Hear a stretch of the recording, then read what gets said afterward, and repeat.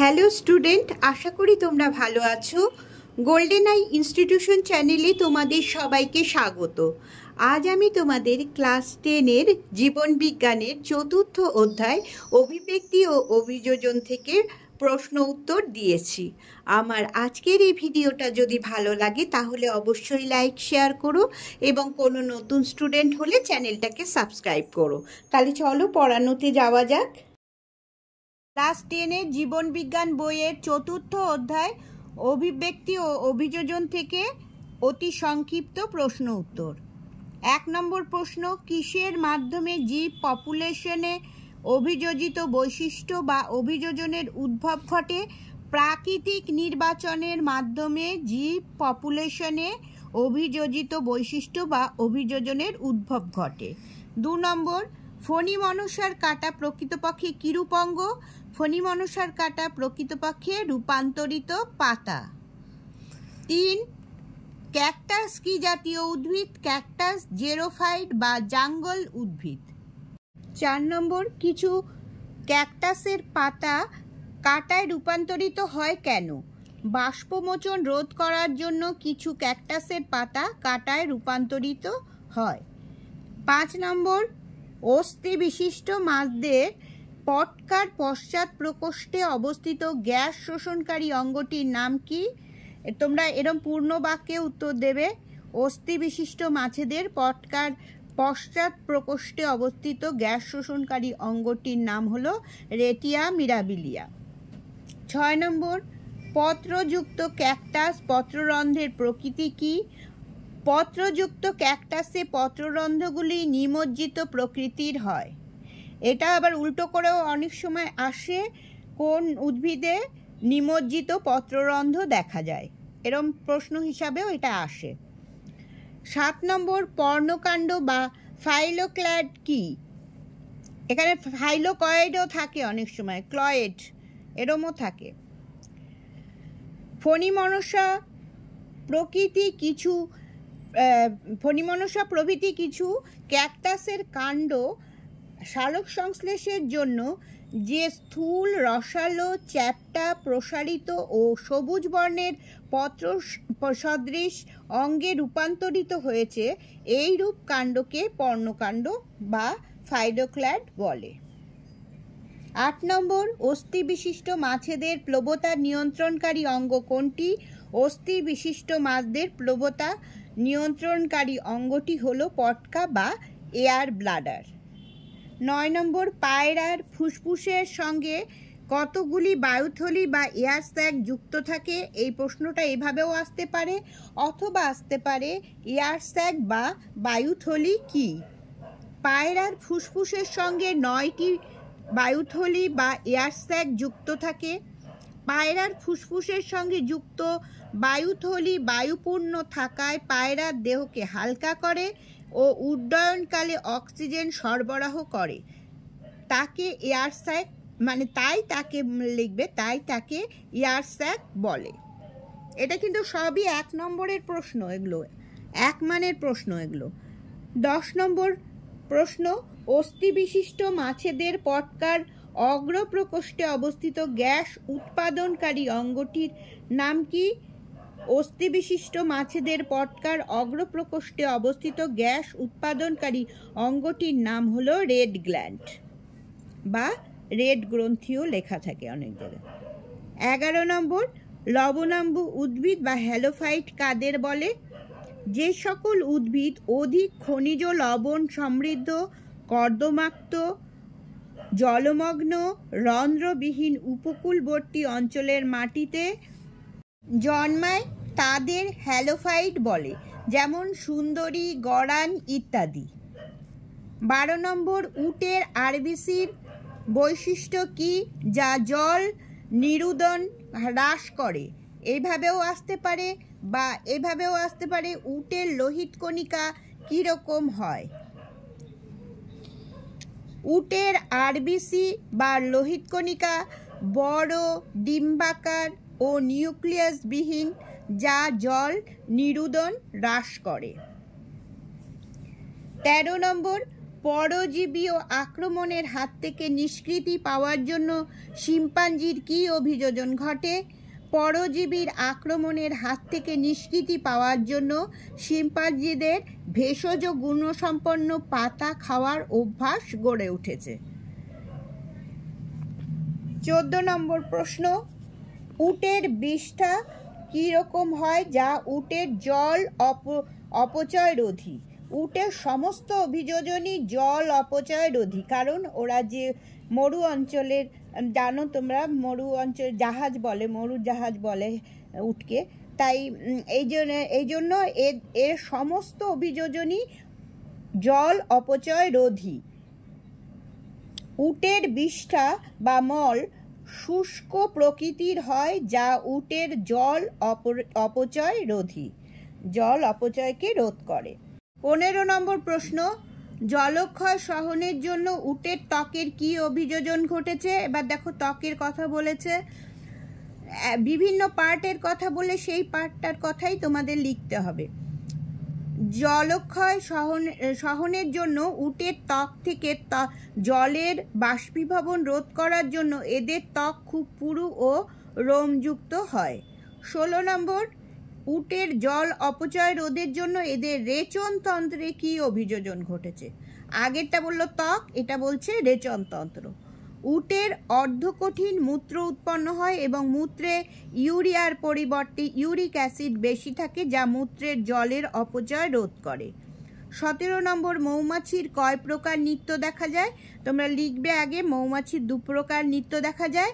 2 প্রকার এর মধ্যে হচ্ছে, একটা হচ্ছে চক্রাকার নৃত্য এবং একটা হচ্ছে ইংরাজির 8 অক্ষরের মতো ওয়াকটেল বা ওয়াগল নৃত্য দেখা যায়।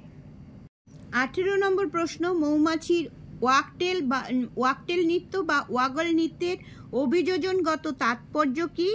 এই নৃত্যের মাধ্যমে মৌমাছি তার চাকের সদস্যদের বোঝায় যে খাদ্যের উৎস কোথায় ও কত দূরে। 19 নম্বর, পটকার রেদ গ্রন্থির অভিযোজিত বৈশিষ্ট্য লেখো, অথবা বলতে পারে রেদ গ্রন্থির কাজ কি? গ্যাস উৎপন্ন করে এবং মাছের আপেক্ষিক ভর কমিয়ে জলে ভাসতে সাহায্য করে। তোমরা পূর্ণ বাক্যে উত্তরটা দেবে কিন্তু, যে পটকার রেদ গ্রন্থির অভিযোজিত বৈশিষ্ট্য হলো, এরম বলে লিখবে। 20 নম্বর, রুই মাছের আকৃতি মাকুর ন্যায় হওয়ায় অভিযোজনগত সুবিধা কি? রুই মাছের আকৃতি মাকুর ন্যায় হওয়ায় জলে দ্রুত গমনে সাহায্য হয়। 21 নম্বর প্রশ্ন, উটের কুজে কোন পদার্থ সঞ্চিত থাকে? ফ্যাট সঞ্চিত থাকে। 20, একটি আচরণগত অভিযোজনের উদাহরণ দাও। খুব ইম্পর্টেন্ট প্রশ্ন এটা। মৌমাছিদের নৃত্যের মাধ্যমে বার্তা আদান প্রদান। 21, দুটি জাঙ্গল উদ্ভিদের উদাহরণ দাও। ফণিমনসা ও ক্যাকটাস। 22 নম্বর, এটাও খুব ইম্পর্টেন্ট প্রশ্ন, শারীরবৃত্তীয় শুষ্ক মৃত্তিকা কোথায় দেখা যায়? সমুদ্র তীরবর্তী অঞ্চলে দেখা যায়। আগের 22টা প্রশ্ন আমি 1 মানের দিয়েছি, এবার তোমাদের 2 মানের কিছু প্রশ্ন দিচ্ছি। অভিযোজন কাকে বলে? প্রথমে, এটা স্কুলের পরীক্ষায় এই প্রশ্নটা আসে। পরিবর্তনশীল পরিবেশে জীব নিজেকে মানিয়ে নিয়ে চলার জন্য, অর্থাৎ কোনো একটি নির্দিষ্ট পরিবেশে বেঁচে থাকার জন্য ও বংশ বিস্তারের জন্য জীবের যে আকৃতিগত, এটাই মেন, আকৃতিগত, শারীরবৃত্তীয়, ক্রিয়াকলাপগত এবং আচরণগত পরিবর্তন ঘটে তাকে অভিযোজন বলে। এবার প্রশ্ন হচ্ছে, রুই মাছের জলে ভাসতে বা ডুবতে পটকা কিভাবে কাজ করে? রুই মাছে পটকার অগ্রপ্রকোষ্ঠে অবস্থিত রেড গ্রন্থির সাহায্যে গ্যাস উৎপাদন করে দেহের আপেক্ষিক গুরুত্বের হ্রাস করে, ফলে মাছ জলের উপরে ভেসে ওঠে। তাহলে জলের মাছ ভেসে ওঠার পেছনে কার ভূমিকা আছে? পটকার অগ্রপ্রকোষ্ঠে অবস্থিত রেড গ্রন্থি। এবার পক্ষান্তরে পটকার পশ্চাৎ প্রকোষ্ঠে অবস্থিত রেটিয়া মিরাবিলিয়া নামক রক্তজালক অগ্রপ্রকোষ্ঠ থেকে ভালভের মাধ্যমে আগত গ্যাসকে শোষণ করলে মাছের দেহের আপেক্ষিক গুরুত্ব বৃদ্ধি পায়, ফলে মাছ জলের গভীরে ডুবতে পারে। দেখো এখানে তোমাদের ছবিটা আমি একটু দেখিয়ে দিই। এইটা হচ্ছে বড়টা হচ্ছে পশ্চাৎ প্রকোষ্ঠ, আর মাছ কাটলে এই অঙ্গটা তোমরা দেখতে পাবে, প্রায় তোমরা দেখো, এটা হচ্ছে পশ্চাৎ প্রকোষ্ঠ, আর এই যে একটু ছোট অপেক্ষাকৃত ছোট এটা হচ্ছে অগ্রপ্রকোষ্ঠ। পশ্চাৎ প্রকোষ্ঠে থাকে হচ্ছে রেটিয়া মিরাবিলিয়া, আর এখানে থাকে হচ্ছে রেড গ্রন্থি। তাহলে তোমাদের যদি প্রশ্ন আসে রেড গ্রন্থি কোথায় থাকে, তাহলে তোমাদের ছবিটা ভেসে উঠবে চোখের সামনে, তাহলে তোমাদের আর প্রশ্নে ভুল হবে না। আর এই রেটিয়া মিরাবিলিয়া কোথায় থাকে, তাহলে সেটা হচ্ছে পশ্চাৎ প্রকোষ্ঠে। ঠিক আছে। অস্থি বিশিষ্ট মাছেদের যেমন রুই মাছ, এদের ক্ষেত্রে পটকার অভিযোজনগত গুরুত্ব কি? খেয়াল করবে কি ধরনের প্রশ্ন আসছে, পটকার কাজ কি বলেছে না পটকার অভিযোজনগত গুরুত্ব কি এটা বলেছে, সেই বুঝে তোমরা উত্তরটা লিখবে। পটকার সাহায্যে মাছ দেহের আপেক্ষিক গুরুত্বের হ্রাস বা বৃদ্ধি ঘটিয়ে যথাক্রমে জলের ওপরে ভাসতে এবং বা গভীরে ডুবতে পারে। পটকা ও জোর পাখনার সাহায্যে এই ধরনের মাছ জলের কোনো নির্দিষ্ট তলেও স্থিরভাবে অবস্থান করতে পারে। এটাই হচ্ছে অভিযোজনগত গুরুত্ব। তারপরে প্রশ্ন, পায়রার বায়ুথলির অভিযোজনগত গুরুত্ব কি? যে কোনো একটা কিন্তু আসেই, যে কোনো একটা অভিযোজনগত মানে গুরুত্ব আর কি, যে কোনো পায়রা, মাছ, সুন্দরী গাছ, উট, তারপরে শিম্পাঞ্জি। পায়রার ফুসফুসের সঙ্গে যুক্ত 9টি বায়ুথলি বায়ুপূর্ণ হলে পায়রার আপেক্ষিক গুরুত্ব হ্রাস পায় ও দেহ হালকা হয়, ফলে সহজে আকাশে উঠতে পারে। আবার উড্ডয়নকালে মানে ওড়ার সময় বায়ুথলির বায়ুর অক্সিজেন পায়রা তার শ্বসনের জন্য ব্যবহার করে অধিক শক্তি উৎপন্ন করে, ফলে পায়রা সহজে ক্লান্ত হয় না। অনেক উঁচুতে উড়লে বা অনেকক্ষণ ধরে উড়লেও এরা সহজে ক্লান্ত হয় না। সুন্দরী শ্বাসমূলের অভিযোজনগত গুরুত্ব কি? সুন্দরী গাছে যে শ্বাসমূল থাকে তার অভিযোজনগত গুরুত্ব। সুন্দরীর লবণ সহনের জন্য শ্বাসমূল নামক অঙ্গের সৃষ্টি হয়েছে। অতিরিক্ত লবণ সমৃদ্ধ জলমগ্ন মাটি রন্ধ্রবিহীন হয় ও মাটিতে অক্সিজেনের মাত্রা খুব কম হয়, তাই সুন্দরীর মূলের শ্বসন ব্যাহত হয়। শ্বাসমূলের সাহায্যে এরা শ্বাসবায়ুর বিনিময়ের মাধ্যমে মূলের শ্বসন সম্পন্ন করে। দেখো এই ছবিটা দেখো তোমরা, এই সুন্দরী গাছে, সব গাছের মূল তো মাটির গভীরে প্রবেশ করে, কিন্তু সুন্দরী গাছের মূল কি করে, মাটির থেকে আবার মাথাটা কি হয় বেরিয়ে এসে এভাবে ওরা বায়ুর থেকে অক্সিজেন নেওয়ার চেষ্টা করে। ঠিক আছে। পরের প্রশ্ন, শিম্পাঞ্জির আচরণগত দুটি অভিযোজন উল্লেখ করো। এখানে এভাবে লিখবে, শিম্পাঞ্জির আচরণগত দুটি অভিযোজন হলো, 1 নম্বর, শিম্পাঞ্জি উইঢিপির সন্ধান পেলে কোনো গাছের ডাল ভেঙে ও তার পাতাগুলো ছিঁড়ে ফেলে একটি লাঠির মতো দণ্ড তৈরি করে এবং ওই দণ্ডটি উইঢিপির মধ্যে ঢুকিয়ে দেয়। লাঠির দণ্ড বেয়ে উইপোকা বেরিয়ে এলে শিম্পাঞ্জি সহজেই সেগুলোকে খাদ্যরূপে গ্রহণ করে।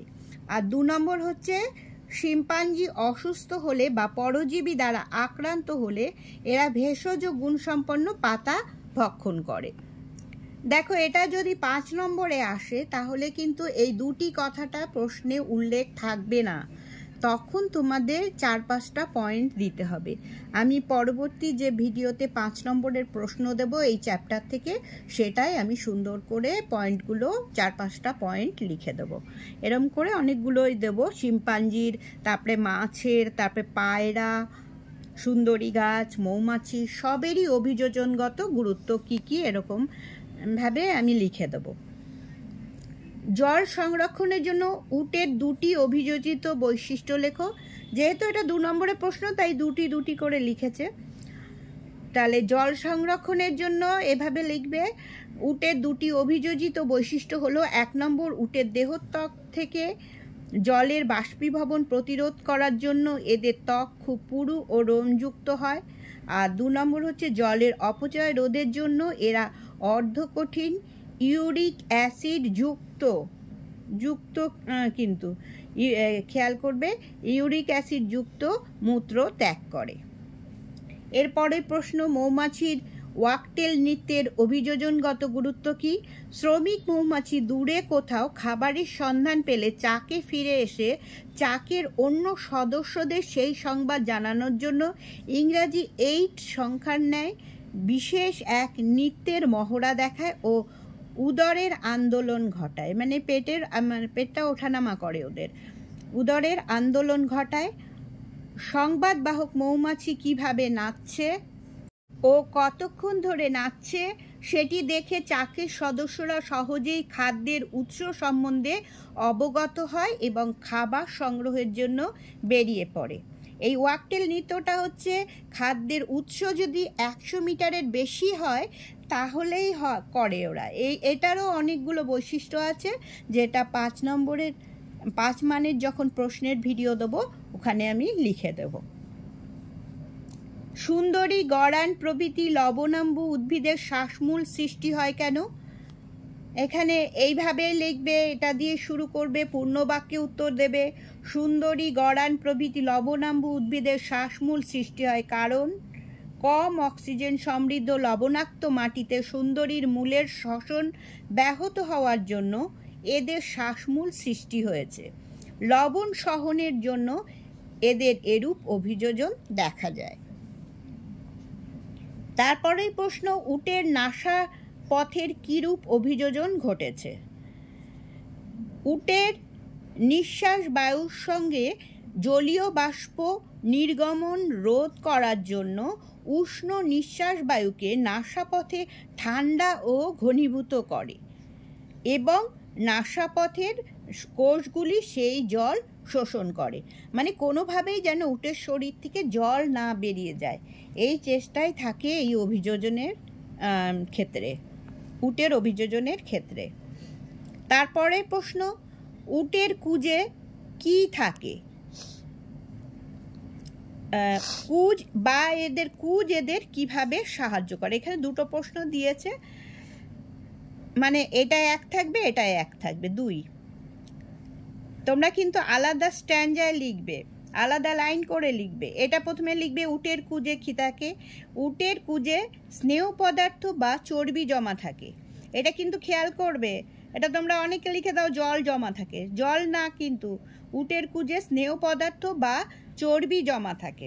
আর তারপরের প্রশ্নটা অন্য লাইন দিয়ে শুরু করবে আবার, কুজ এদের কিভাবে সাহায্য করে, মানে জল তৈরি করতে কিভাবে সাহায্য করে?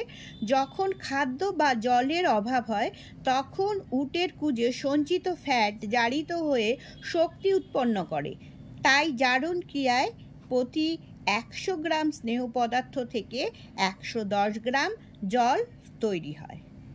স্টুডেন্টস, তাহলে আজ এই পর্যন্তই, তোমরা সবাই ভালো থেকো।